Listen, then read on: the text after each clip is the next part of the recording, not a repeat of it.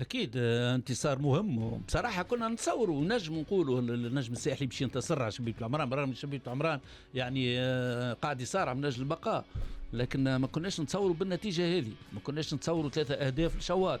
احنا حكينا قبل على شوات وقلنا الرجوع نتاعو يعني ممتاز جدا، ومتاع لاعب استرجع قوه شخصيته وحاسه التهديف وكل شيء، لكن تسجيل 3 أهداف شوات والفريق واسيست الاولانيه للبونتو الاولى اسيست مع شوات، وزيد انتصار ب4 أهداف ضد فريق في العاده صعب الميراث دفاعيا شبيبه العمران، لكن المره هذه شفنا يعني فريق شبيبه العمران بصراحه منهار دفاعيا. واجري 5 دقائق زوز بونتو بالضبط، افهم انت الدقيقه الاولى ولا الثانيه ديجا هدف دقيقه اقل من دقيقه 15 ثانيه اسرع بونتو في الجو ريان عنان. في بعض الاحيان راهو يجيو دي سيناريو يصيروا اللي يقضيوا على معنويات الفريق وكل شيء. دونك نتصور الانتصار هذا مهم بالنسبه مهم بالنسبه للساحل، مش سجل في الدقيقه الاولى، سجل ويزون كونفيرمي ساعه معناها ستؤكدوا هذا بالاهداف الاخرى، وما ضيعوش الفرص، ما خلوش الماتش يصعب عليهم حتى الاخر، وسجلوا 4 أهداف. اظن النجم الساحلي هذا النجم الساحلي في السكه صحيحه، واظن انه رجوع قوي بالنسبه للنجم الساحلي.